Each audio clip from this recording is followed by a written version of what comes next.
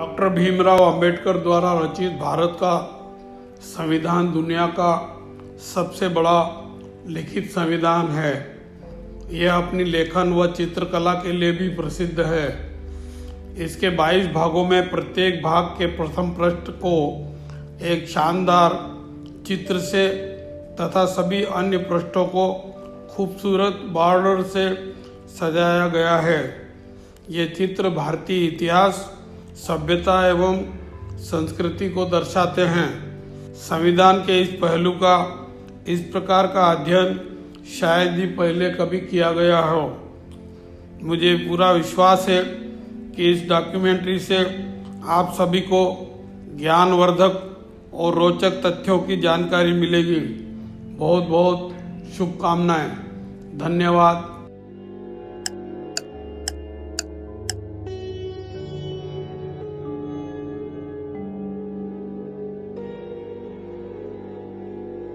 भारतीय संविधान में चित्र व लेखन कला। भारत का संविधान दुनिया का सबसे बेहतरीन, लंबा व लिखित दस्तावेज है जो देश के लोकतांत्रिक ताने बाने की रीढ़ है। ये पूरे देश की विविधता को संरक्षण प्रदान करके एकता व सद्भाव को बढ़ावा देता है। हमारे संविधान निर्माताओं ने देश की अद्भुत विविधता से ओतप्रोत संस्कृति को संपूर्ण सम्मान देते हुए पुरातन काल से चले आ रहे जीवन मूल्यों को भी महत्व दिया है। प्रस्तावना संविधान की आत्मा है, जिसमें संप्रभुता, लोकतंत्र, न्याय, स्वतंत्रता, समानता व बंधुत्व आदि मूल्यों पर विशेष ध्यान दिया गया है। अपने इन्हीं मूल्यों के कारण भारत दुनिया का सबसे बड़ा जीता जागता लोकतंत्र है। इसकी विविधता, सामाजिक व सांस्कृतिक विरासत का सम्मान करते हुए भारतीय संविधान में प्राचीन काल से लेकर अब तक इतिहास को विभिन्न चरणों में चित्रों के माध्यम से दर्शाया गया है। ये चित्र प्रस्तावना से लेकर प्रत्येक भाग के प्रारंभ में बड़े शानदार तरीके से संजोए गए हैं। वैसे सभ्यताओं के इतिहास में चित्रों के माध्यम से संदेश देना कोई नई बात नहीं है, क्योंकि चित्र संदेश को प्रेषित करने का सरल व आकर्षक तरीका है। शायद यही कारण रहा होगा कि 26 नवंबर सन 1949 को पारित संविधान को हर तरह से अद्वितीय बनाने के लिए इसके चर्म पत्रों पर हस्तलेखन व सभी पृष्ठों को सजाने का भी निर्णय हुआ। इस निर्णय के साथ ही भारत की 4 से 5 हजार वर्ष पुरानी समृद्ध सांस्कृतिक परंपरा को दर्शाते चित्रों का भी चयन होने लगा। भारतीय संविधान की चित्रकला भारत की हजारों वर्ष पुरानी समृद्ध सांस्कृतिक परंपरा को दर्शाती है। इसमें आप देखेंगे कि सिंधु घाटी सभ्यता व अजंता की गुफाओं के भित्ति चित्रों से लेकर स्वतंत्रता संग्राम तक के चित्रों को बड़े ही शानदार ढंग से संजोया गया है। इन चित्रों के माध्यम से विभिन्न दृष्टांतों को प्रस्तुत करने के लिए शांति निकेतन के आचार्य नंदलाल बोस तथा उनके साथी कुशल कलाकारों के दल को यह कार्य सौंपा गया। उन्होंने भारत के गौरवशाली अतीत व वर्तमान को कला के माध्यम से संविधान के प्रत्येक भाग पर अंकित करने के लिए अपने सबसे कुशल शिष्य व्यवहार राम मनोहर सिन्हा पर भरोसा जताया। सचमुच हमारे संविधान में उकेरी गई कलाकृतियां हमारी सांस्कृतिक धरोहर का ही प्रदर्शन है। जितनी खूबसूरती से संविधान को सजाया गया, उतनी ही खूबसूरती से तब के प्रसिद्ध सुलेखक प्रेम बिहारी नारायण रायजादा ने इसका हस्तलेखन भी किया। आइए आपको दिखाते हैं संविधान के पृष्ठों पर की गई सुंदर चित्रकारी की कुछ महत्वपूर्ण विशेषताएं। प्रस्तावना यानी संविधान की आत्मा। ये मुख्य पृष्ठ पूरे संविधान में सबसे अधिक सजाया गया पृष्ठ है, जिसे जबलपुर में पैदा हुए भारतीय संस्कृति के राजदूत व्यवहार राम मनोहर सिन्हा द्वारा कड़ी मेहनत से गढ़ा गया। इस पृष्ठ के चारों कोनों पर एक बैल, हाथी, घोड़ा और शेर के चित्र के साथ सीमाओं को फूलों की भित्तियों से सजाया गया है। सफेद हाथी, बैल, घोड़ा और शेर चारों ही भगवान बुद्ध के जीवन से जुड़े हैं, जो उनके आत्मज्ञान की उपलब्धि के साधन के रूप में देखे जा सकते हैं। प्रतीकात्मक रूप से बैल कड़ी मेहनत और समर्पण, सर पर दौड़ता घोड़ा वर्षों के शोषण और लूट से मुक्ति, हाथी नए ताकतवर राष्ट्र व शेर देश के नागरिकों की बहादुरी और साम्राज्यवाद की जंजीरों के टूटने का प्रतीक है। संविधान के प्रथम भाग संघ और इसके राज्य में भारत की प्राचीन सिंधु घाटी सभ्यता के एक प्रमुख चिन्ह का चित्रण किया गया है, जो कि उस सभ्यता की एक मोहर है। जेबू बैल वाली ये मोहर उस समय की सभ्यता की शक्ति को दर्शाती है। इस भाग पर इसे दर्शाना एक शक्तिशाली देश के उदय का प्रतीक है। जेबू बैल एक शक्तिशाली जानवर होने के साथ साथ अत्यधिक उपयोगी, सरलता से उपलब्ध होने वाला व उच्च प्रतिरक्षा प्रणाली वाला जानवर है। संविधान लागू होने के साथ नव उदित भारत के लिए यह मोहर शक्ति, एकता, सद्भाव व समस्याओं के प्रति मजबूत प्रतिरक्षा प्रणाली का प्रतीक है। संविधान का भाग 2 नागरिकता है, जिस पर आसाम प्रांत के वैदिक गुरुकुलों का वनों सहित चित्रण है, जो प्राचीन काल से ही ज्ञान प्राप्ति के पवित्र केंद्र रहे हैं और भारतीय सांस्कृतिक परंपरा में समानता के अभूतपूर्व उदाहरण भी। यहां के आचार्य छात्रों के सामाजिक स्तर को दरकिनार कर सबको एक समान दर्जा देते आए हैं। इस भाग पर यह चित्र भारतीय गणतंत्र को एक विशाल गुरुकुल की तरह दर्शाता है, जिसके समस्त नागरिकों के संविधान प्रदत्त अधिकार समान हैं। विविधता में एकता का ये अभूतपूर्व व अद्भुत उदाहरण है। भारतीय संविधान के भाग 3 मौलिक अधिकार को बाकी भागों की तरह खूबसूरत बॉर्डर के साथ साथ भारतीय महाकाव्य रामायण के एक चित्र से सजाया गया है, जिसमें लंका विजय के पश्चात सीता माता को भगवान राम और उनके छोटे भाई लक्ष्मण द्वारा रक्षित दर्शाया गया है। यह चित्र बरसों की उदासीनता के पश्चात नए, स्वतंत्र, अधिकार युक्त व आनंददायक युग के आगमन का भी प्रतीक है। यह भाग प्रत्येक नागरिक को जाति, पंथ, लिंग या धर्म से परे बुनियादी अधिकारों का प्रयोग करने की शक्ति प्रदान करता है और सबको कानूनन समानता प्रदान करता है। यह चित्र पुरातन काल से चली आ रही भारत की नैतिकता, नैतिक मूल्य प्रणाली और उनके बचाव के लिए देश के भीतर एक न्याय प्रणाली के उत्थान का भी प्रतीक है। भाग 4 राज्य की नीति के निदेशक तत्व है, जिस पर दुनिया के सबसे बड़े महाकाव्य महाभारत के एक दृष्टांत से भगवान कृष्ण द्वारा अर्जुन को युद्ध के मैदान में पवित्र गीता के उपदेश देते हुए दिखाया गया है। गीता ज्ञान का सही संदेश और निर्देश देकर कर्तव्य पथ पर निर्भीक होकर चलने का प्रतीक है। इस पवित्र ग्रंथ के नैतिक संदेशों में राज्य और उसके नागरिकों का सामाजिक आर्थिक विकास और उसके लिए विनियमित निर्देशों का संकलन है। संविधान के 15 अनुच्छेदों वाले इस भाग में अर्जुन को राज्य व गीता को कल्याणकारी राज्य में अधिकतम और कुशल विकास के लिए आवश्यक व सही दिशा निर्देशों का प्रतिनिधित्व करते दिखाया गया प्रतीत होता है। संविधान का 5वां भाग संघ है, जो 99 अनुच्छेदों सहित सबसे लंबा भाग है। इस पर भगवान बुद्ध के जीवन की एक महत्वपूर्ण घटना ज्ञानोदय व उनके प्रथम संघ को ज्ञानोपदेश का चित्रण है। यह चित्र मानव जाति के नव उदय में सभी प्रलोभनों पर विजय प्राप्त कर अज्ञान से ज्ञान व आत्मबोध की यात्रा को दर्शाता है। यह चित्र संघ, उसके दायित्व, उसमें निहित शक्तियों व लोगों की अपेक्षाओं का भी प्रतीक है, जो इस बात पर बल देता है कि सामूहिक भलाई के लिए संघ को सही शासन का अभ्यास करना चाहिए। छठा भाग राज्य भाग क भारतीय इतिहास और सांस्कृतिक परंपरा के एक और महत्वपूर्ण चित्र को प्रदर्शित करता है।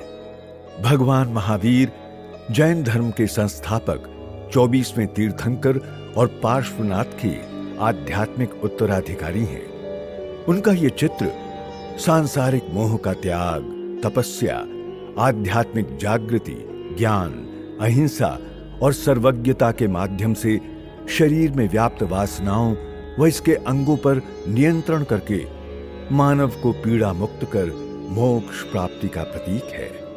इस भाग में वर्णित राज्य की कार्यपालिका, विधायिका और न्यायपालिका की संरचना, शक्ति और कार्यों पर यह चित्र सटीक बैठता है।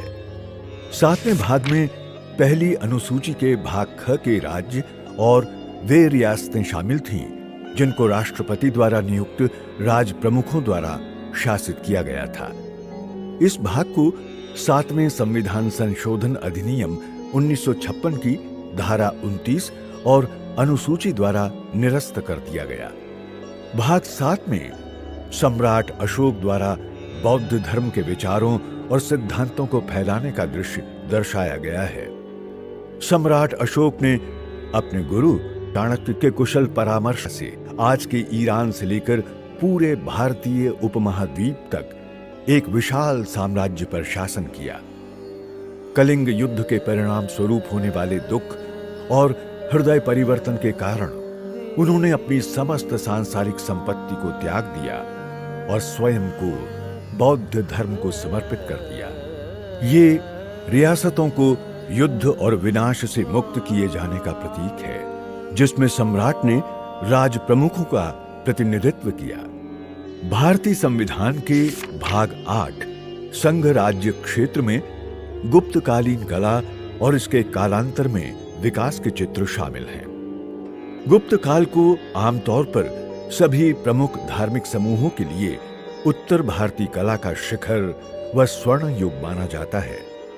इस अवधि में हिंदू कला में प्रतिष्ठित नक्काशीदार पत्थर से देव मूर्तियां बनी, जबकि बुद्ध आकृति और जैन तीर्थंकर की मूर्तियां बड़े पैमाने पर बनी। ये विशिष्ट तथा गतिशील कला शैली केंद्र शासित प्रदेशों, विशेष रूप से दिल्ली और इसके प्रशासन और विनियमन के महत्व का प्रतीक है।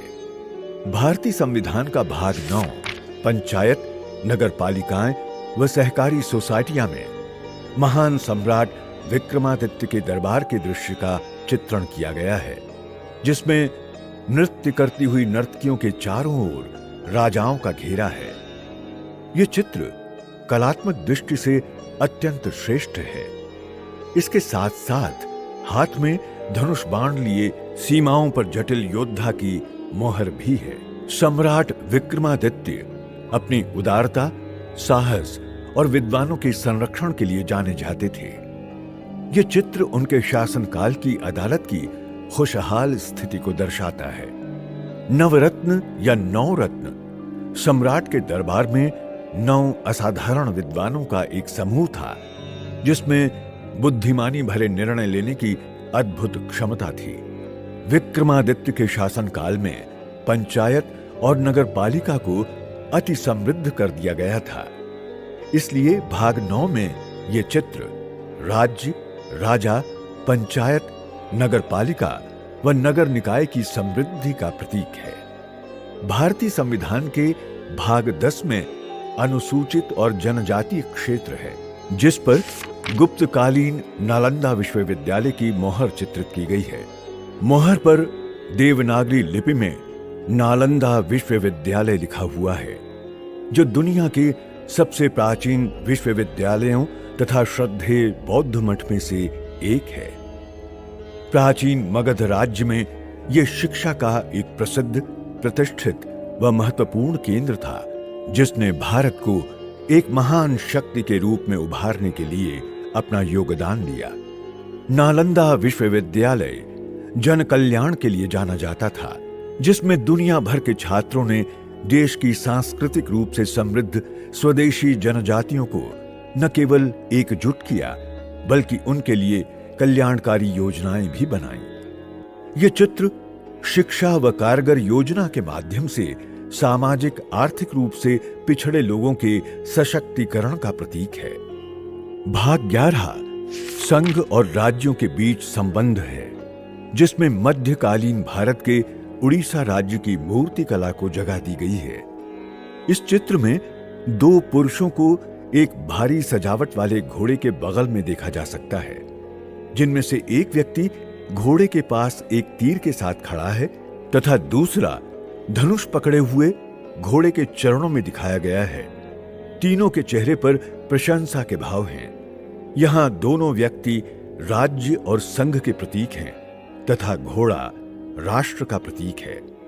तस्वीर इस विचार पर बल देती है कि राज्य और संघ को देश के सुचारू कामकाज के लिए सही निर्णय द्वारा सामंजस्य और इसकी पालना करने की आवश्यकता है। भाग 12 जो कि वित्त, संपत्ति, संविदाएं और वाद है, इसमें नटराज की नृत्य अवस्था की छवि को भ्रम के प्रतीक एक बौने व्यक्ति को रौंदते हुए दर्शाया गया है। इस छवि का उपयोग धन और संपत्ति के भौतिक गुणों के साथ उत्पन्न होने वाले किसी भी लालच या स्वार्थ को ध्वस्त करने के लिए किया जाता है। इस अवस्था के 4 चक्र वित्त, संपत्ति, अनुबंध व कानूनी दांव पेंच के प्रतीक हैं। ये चित्र निष्पक्षता, शक्ति, स्थिरता एवं दुर्गुणों के निरोध का प्रतीक है। भाग 13 भारत राज्य क्षेत्र के भीतर व्यापार, वाणिज्य और समागम है, जिस पर महाबलीपुरम के राजा भागीरथ की तपस्या और ऐतिहासिक व पवित्र देवी गंगा नदी के अवतरण के दृश्य हैं। कालखंड के हिसाब से ये दृश्य अब तक बने क्रम को तोड़ता है, तो भी ये प्रासंगिक है। गंगा भारत की जीवन रेखा है, जो लगभग 1/3 जनसंख्या का मां की भांति पोषण करती है तथा जिसके तट पर कई प्रांत व राजधानियां स्थित हैं। ये नदी प्राचीन काल से व्यापार का भी एक महत्वपूर्ण माध्यम रही है, जिसकी भूमिका का वर्णन प्राचीन ग्रीक यात्री मेगास्थनीज ने भी किया है। इस भाग की विषय वस्तु व इस पर अंकित चित्र में वास्तव में गहन संबंध है। भारतीय संविधान का भाग 14 संघ और राज्यों के अधीन सेवाएं है। इस भाग में मुगल स्थापत्य कला के साथ बादशाह अकबर और उनके 3 दरबारी बैठे हुए हैं, जिनके पीछे चमर ढुलाती हुई महिला है। अकबर के काल को मुगल साम्राज्य का स्वर्ण युग माना जाता है, जिसमें कला और संस्कृति का अभूतपूर्व विकास हुआ। अपने नवरत्नों के कुशल परामर्श के माध्यम से अकबर ने प्रभावी शासन स्थापित किया।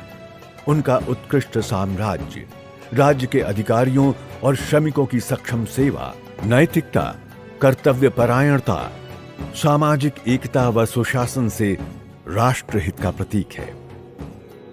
भारतीय संविधान का भाग 15 निर्वाचन है। संविधान में पहली बार 2 अलग अलग चित्रों गुरु गोविंद सिंह और छत्रपति शिवाजी महाराज को जोड़कर एक चित्र बनाया गया है। इन योद्धाओं में देश के प्रति अत्यधिक समर्पण भाव था।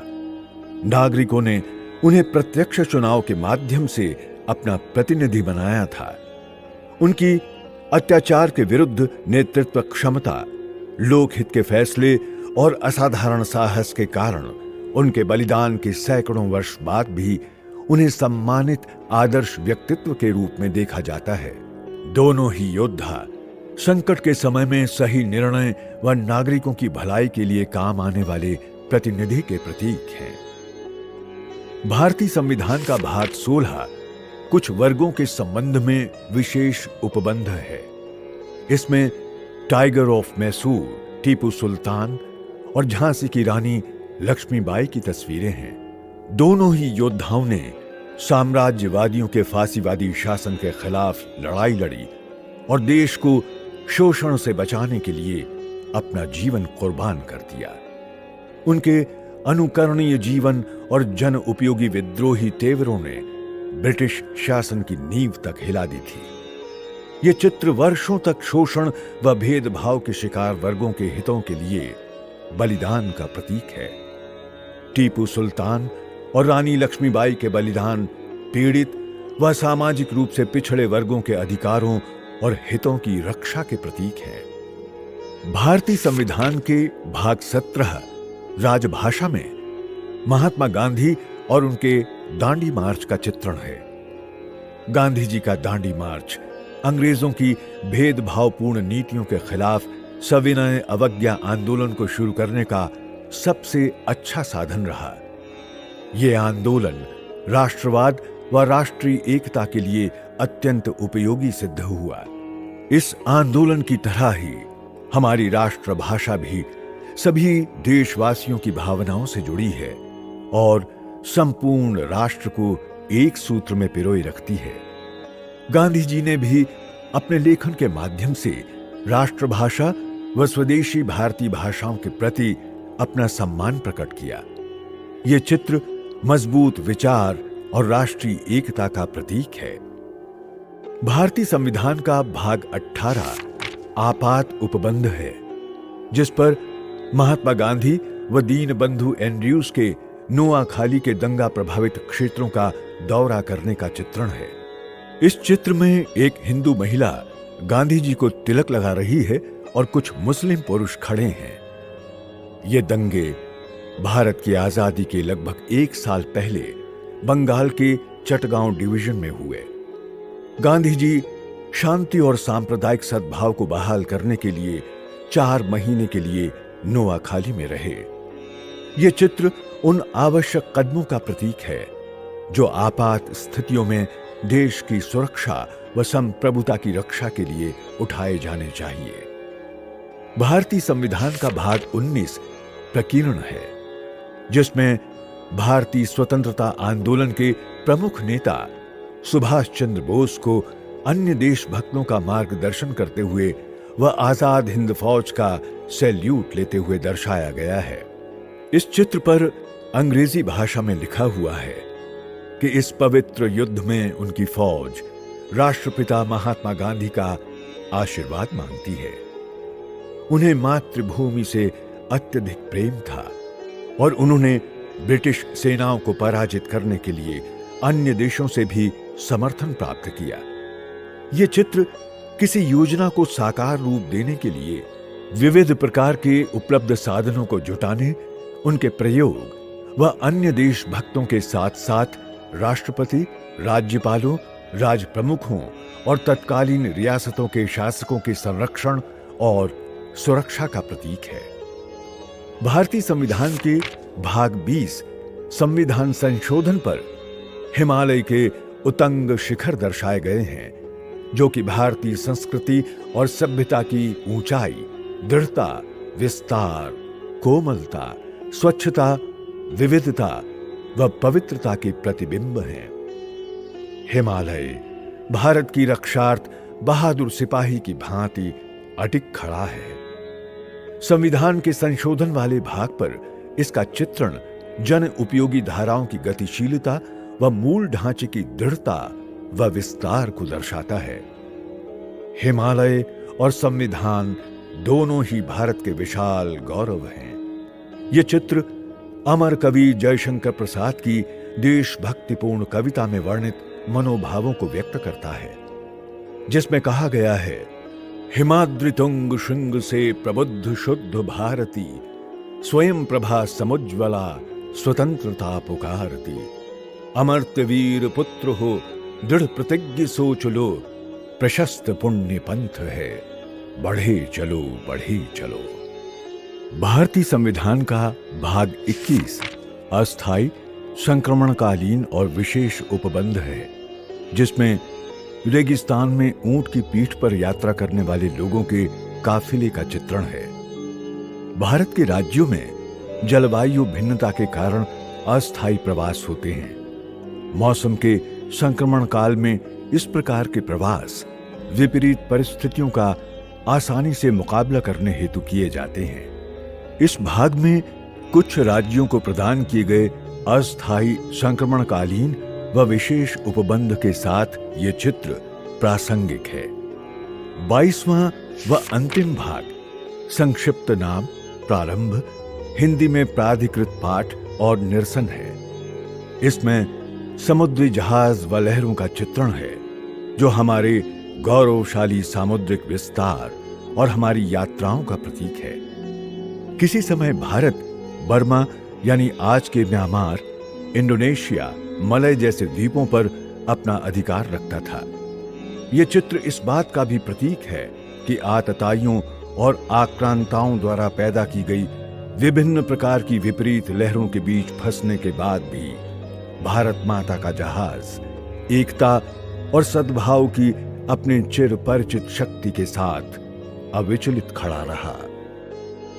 विश्व प्रसिद्ध महाकाव्य रामायण व महाभारत सहित अन्य चित्रों से सजा हमारा संविधान विविधता में एकता व समृद्ध सांस्कृतिक परंपरा का अद्भुत उदाहरण है।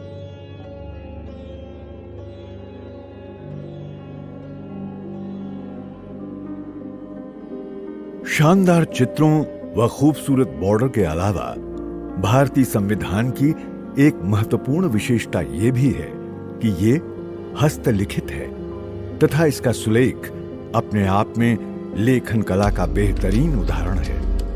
जब छपाई के लिए संविधान के अंतिम मसौदे को मंजूरी दी गई तो संविधान को बहती हुई इटैलिक शैली में लिखवाने का निर्णय भी हुआ।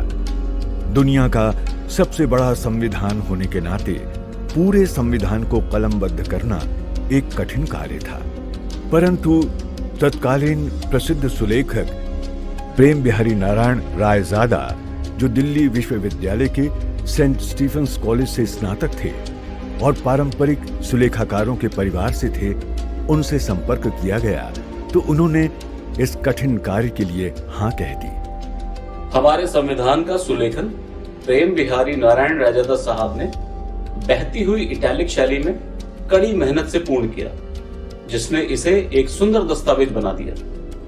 इसका हस्तलेखन चर्म पत्रों पर इतने सुंदर ढंग से हुआ है कि ये आज भी सबका मन मोह लेता है। वास्तव में ये एक अद्भुत दस्तावेज है। इस अत्यधिक धैर्य और कौशलपूर्ण कार्य के लिए उन्होंने शर्त रखी कि वो हर पृष्ठ पर अपना नाम जरूर लिखेंगे और अंत में अपने गुरु व दादाजी का नाम भी लिखेंगे। भारत सरकार ने उनकी शर्त को स्वीकार किया और उन्हें संविधान के सुलेखन का काम सौंप दिया। सुलेखन की पूरी प्रक्रिया में लगभग 6 महीने का समय लगा और 432 पेन होल्डर निब का उपयोग किया गया था। संविधान को खूबसूरती से लिखने के लिए उन्होंने 303 नंबर निब का उपयोग किया था। पूरे संविधान को बहती हुई इटैलिक शैली में लिखने के लिए रायजादा साहब ने 303 नंबर की 432 निब्स का प्रयोग किया। इसे रोगाणु प्रतिरोधी चर्म पत्रों पर लिखा गया जो लगभग 1000 वर्ष तक खराब नहीं होते। संविधान लिखने के लिए उन्हें संविधान कक्ष में एक कमरा आवंटित किया गया था, जिसे बाद में संविधान क्लब के रूप में जाना जाने लगा।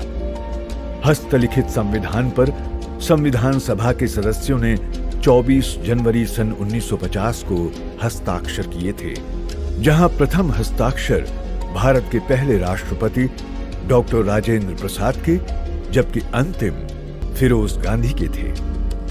भारत का संविधान न केवल सबसे लंबा लिखित संविधान है, बल्कि ये चित्रकारी व लेखन कला का भी एक नायाब नमूना है। जितने खूबसूरत इसके प्रावधान हैं, उतने ही सुंदर इसकी विविधता, ऐतिहासिक धरोहर, कला व संस्कृति को प्रदर्शित करते चित्र व सुलेखन हैं। ऐसे अद्वितीय व जन कल्याणकारी संविधान पर हमें गर्व है।